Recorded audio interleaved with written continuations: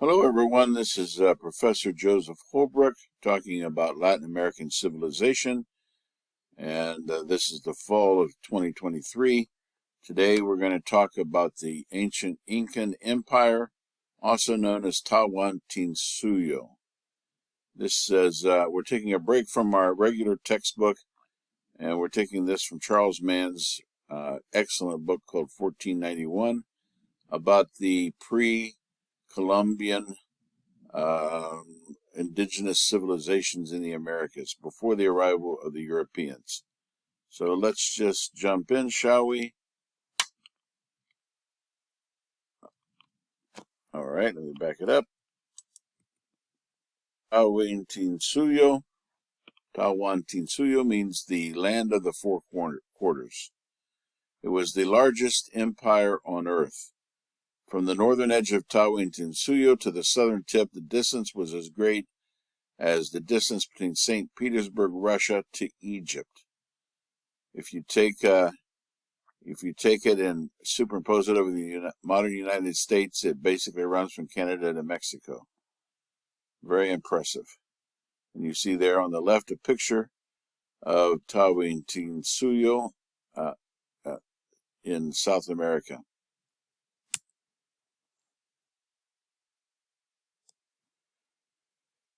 So Peru is one of the world's cultural well springs, a place as important to the human saga as the Fertile Crescent. This area's significance has been scarcely appreciated outside the Andes, partly because the Spaniards so thoroughly ravaged Incan culture. The first full history of the fall of the Incan Empire did not appear until 300 years after the events that it chronicled. It was William Prescott's History of the Conquest of Peru, published in 1847. Now, for some odd reason, I distinctly remember picking up a set of books which were Prescott's History of the Conquest of Peru from a used bookstore somewhere that looked interesting. I picked it up. This was years and years ago before I began to study Latin American history. One of those little serendipities of life. The Incas called their empire Tawantinsuyu, meaning the land of the four quarters. In 1491, that is before Europeans arrived, they had the greatest empire on earth, bigger than the Ming dynasty in China, Ivan the Great's expanding Russia, bigger than the Ottoman Empire, and bigger than the Aztec Triple Alliance. The Inca dominion extended over a staggering 32 degrees of latitude. As I've already mentioned, the same distance from St. Petersburg to Cairo. The empire encompassed every imaginable type of terrain.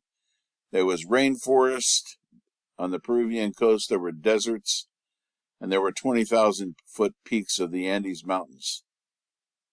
If imperial potential is judged in terms of environmental adaptability, wrote one scholar, the Incan were the most impressive empire builders of their day. High words of praise. Highland Peru was an example of an amazing ecological diversity.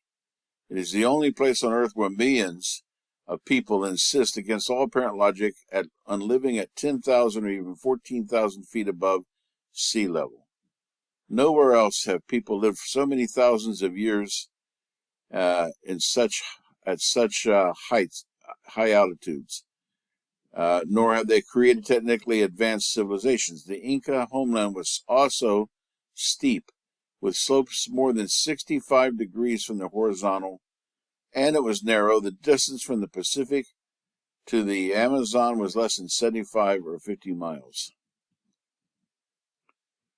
Ecologists postulate that the first large-scale human societies tended to arise where geography provided a wide range of altitudes and topographies within a short distance.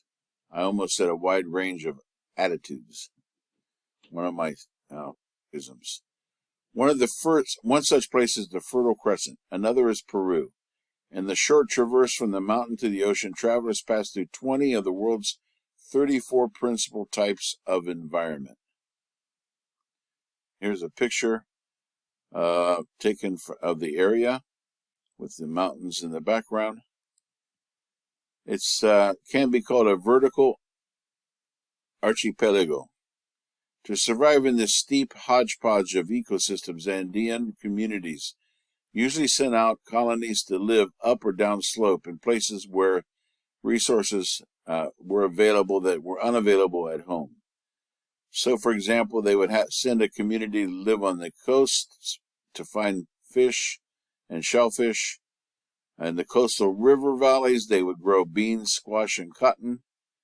In the foothills, they would grow maize, potatoes, and Andean grain, quinoa. Also, they had the llamas and the alpacas for wool and meat in the heights of the mountains. Villagers and the satellite settlements exchanged products with the center, sending beans uphill and obtaining llama jerky in return. A name for this mode of existence is vertical archipelagos. And here's I just went back. Okay, let me try this. This is a picture. We're going back in time to earlier civilizations known as the Wari and the Tiwanaku. The earliest period of hegemony was that of the Chavin, which was from 700 BC along the central coast of Peru. After Chavin's decline, the next two great powers were the Wari and the Tiwanaku.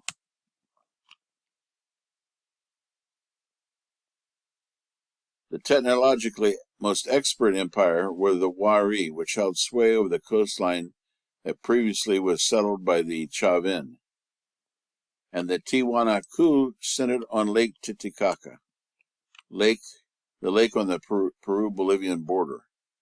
After the Wari and the Tiwanaku collapsed at the end of the first millennium, the Andes split up into fragments for more than 3 centuries. In other words, fragmented cultures and civilizations. And then came the Inca. The Incan Empire was the greatest state ever seen in the Andes, and also the shortest lived. It began in the 15th century and lasted barely 100 years before being smashed by Spain. Even in 1350, they were still an unimportant part of the political scene in the central Andes, and they were newcomers. In one of the oral tales, the Inca originated with a family of 4 brothers and 4 sisters who left Lake Titicaca and wandered until they came upon the future Incan capital, Cusco.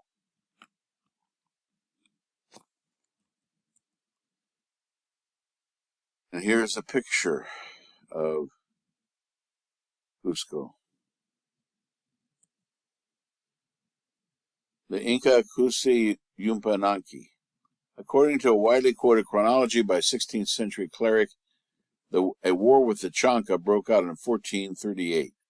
The Inca leader at the time was Huiracocha Inca. Huiracocha Inca had fled the Chanca attack with 3 of his 4 sons, but a younger son, Inca Cusi Yupanqui, refused to run. Instead, he fought with the Chanca, he fought against the Chanca with such bravery that, according to the legend, the very stones rose up and joined to assist him. Inca Yupanqui won the battle, capturing many Chanca leaders.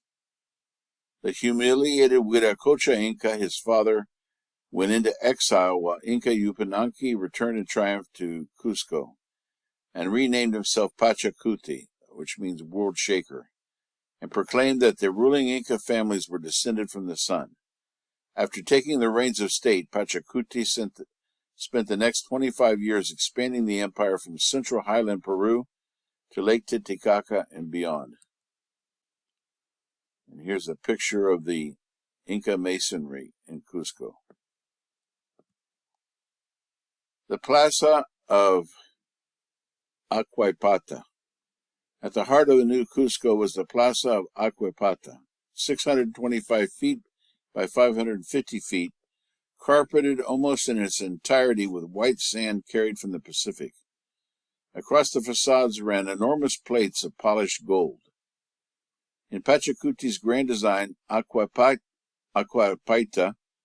was the center of the empire and the cosmos. From the great plaza radiated 4 highways that demarcated the 4 asymmetrical sectors into which he divided the entire Empire, Tawantinsuyu, the land of the four quarters. Not only did Pachacuti reconfigure the capital, he reconfigured the institutions. The economic system functioned without money and without markets. Economists would have predicted that this kind of non-market economy, vertical socialism, it has been called, should produce gross inefficiencies. However, the Spanish invaders were stunned to find warehouses overflowing with untouched cloth and supplies. Most important, Tawantinsuyu managed to eradicate hunger. Tawantinsuyu swallowed a new area. The Inca forcibly imported settlers from other faraway areas and gave them land. This forced the original inhabitants and the new settlers, the new colonists, to communicate using the lingua franca, which is Ruma Suni, which is modern Quechua, the language of their conquerors. In the long term, if it had been allowed to carry on for several centuries, it would have eroded the distinctions among the cultures and forged a homogeneous new nation of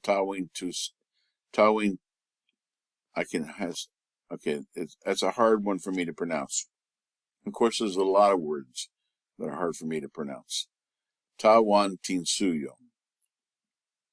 5 centuries later, the whole reshuffling of population became an infamous trademark of Stalin and Mao in China. If Pizarro had not interrupted, the Incas might have created a monolithic culture as enduring as China. Interesting to think about. So everyone who studies the Inca confronts this question eventually: how in the world did Pizarro do it? The empire was populous, rich, and well organized as Indian history. But no other empire fell before such a small force. Pizarro only had 168 men and 62 horses. Researchers have often wondered whether the Inca collapse betokens a major historical lesson. The answer is yes, but the lesson was not grasped until recently. Tupa Inca inaugurated the Inca custom of marrying his sister. By his death in 1493, the Tupa Inca had sent his armies deep into Ecuador and Chile, doubling the size of Tawantinsuyu again.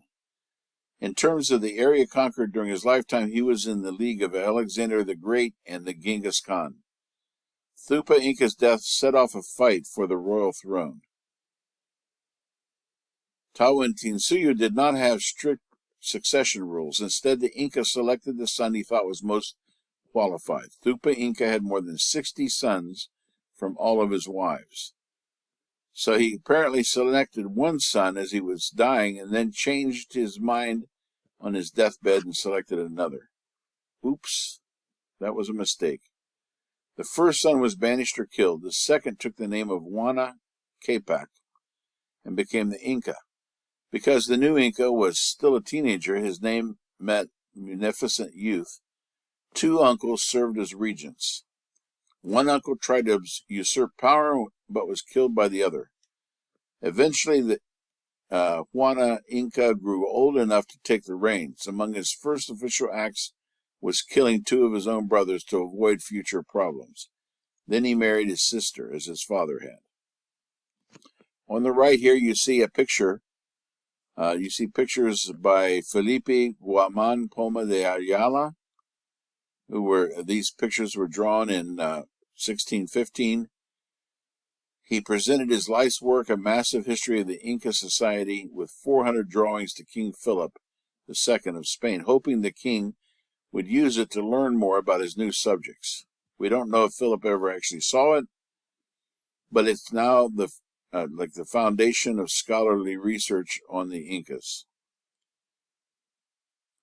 Although these portraits are not taken from actual life scenes, they do provide a hint of how the Inca viewed and remembered their leaders. This brings us to the famous Atahualpa. In 1520, Huana Capac marched to Ecuador at the head of an army intending to expand the empires to the north. It was a journey of return because he had been born in southern Ecuador during one of his father's campaigns. He brought with him one of his teenage sons, Atahualpa. When Huayna Capac came to his birthplace, the city now called Cuenca, he commanded that a magnificent palace be constructed for himself. Huayna Capac liked his new quarters so much that he stayed. He kind of forgot about conquering more lands. And while he let Atahualpa and his generals go out to subjugate a few more provinces.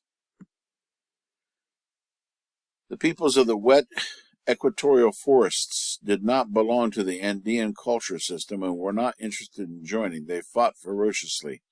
This is on the east side of the Andes, descending down into the Amazon basin. So these people living in the jungles of the Amazon said, hell no, we're not going to become Incas. Caught by an ambush, Atahualpa was forced to retreat. This enraged his father, Huayna Capac, and he prepared himself as quickly as possible to go in person and avenge the disgrace. He left his pleasure palace and publicly berated Atahualpa in front of the army. So Huayna Capac delayed his triumphal return for 6 years until in 1525, sadly, he suddenly got sick and expired in Ecuador.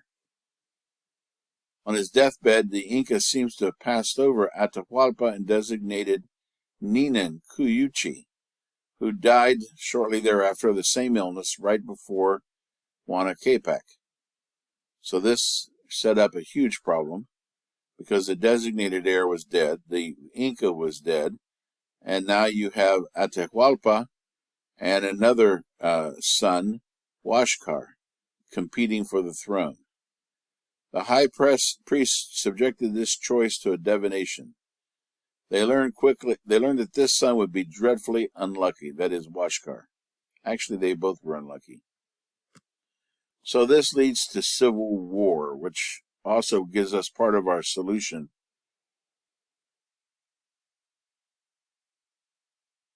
About why Pizarro was able to conquer with only 168 men.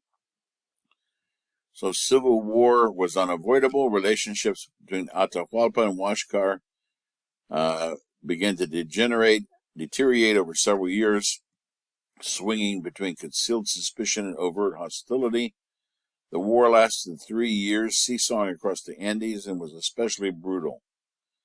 Huáscar's forces seized the initial advantage, invading Ecuador, and actually captured Atahualpa at one point, but he was able to escape and reassemble his army. This is the picture of the Battle of Cajamarca in November of 1532, which we'll talk about in a moment. So, it was, looks like I'm missing some information here. Yep, I am.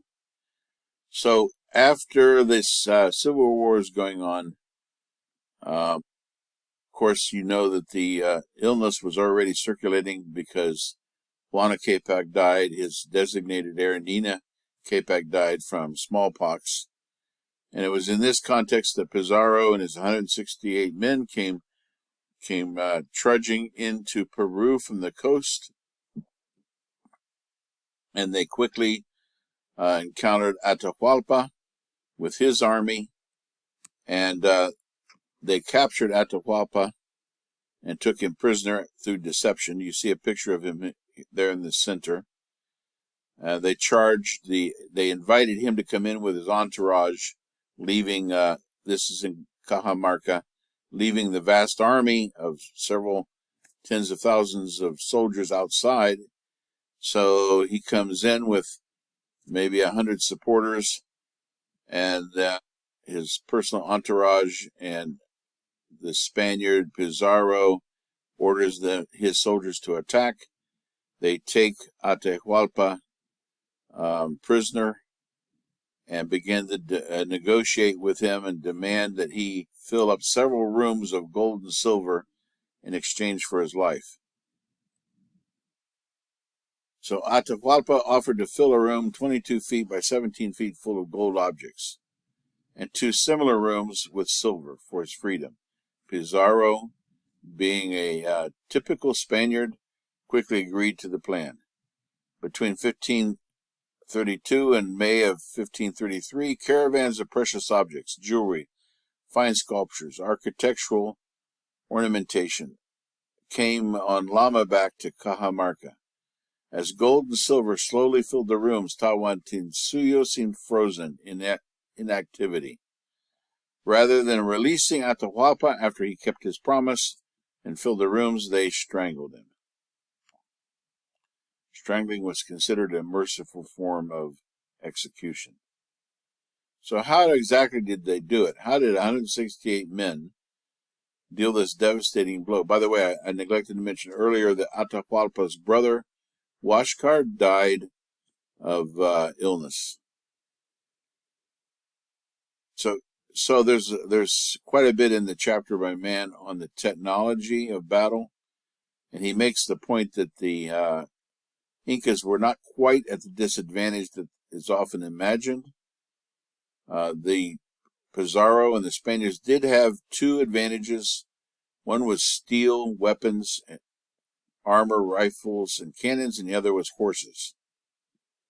However, those advantages were not as great as one might think. Incan soldiers wore armor made from sculpted, quilted cloth.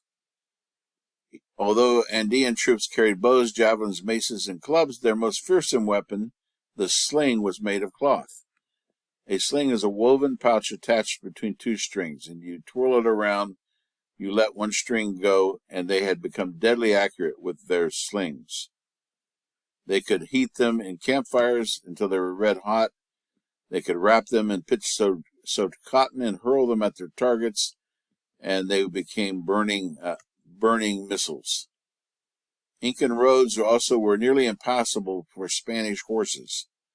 Incan bolos could incapacitate a horse and bring it down. Of course, there was the surprise factor. They had never seen horses.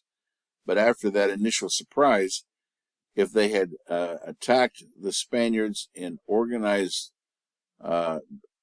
squads of boleros, they could have incapacitated the Spanish cavalry, is what the author's saying here. Here's an Incan road. You see it steps up at a steep angle. This road has lasted more than 500 years, so the Incans were nearly as good as road builders as the Romans were. And here's a picture of the bola. Let me move my face out of the way. The Inca bola consisted of 3 stones tied to links of llama tendon. And you could whirl them around and throw them at the horses, and they would wrap themselves around the horses' legs. So between the steep roads with stair steps and the bolas, the horses were not quite the advantage that many people often think.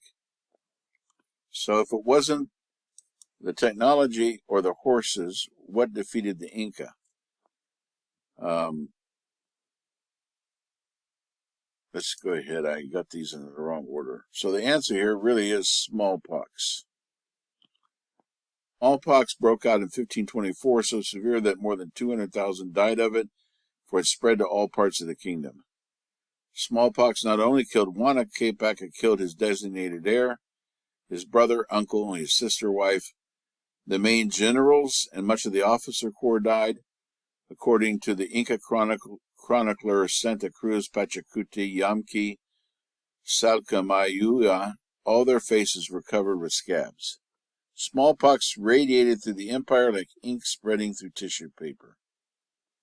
In about 3 years, as many as 1 in 2 people died. 1 out of 2 people died in Tawantinsuyu.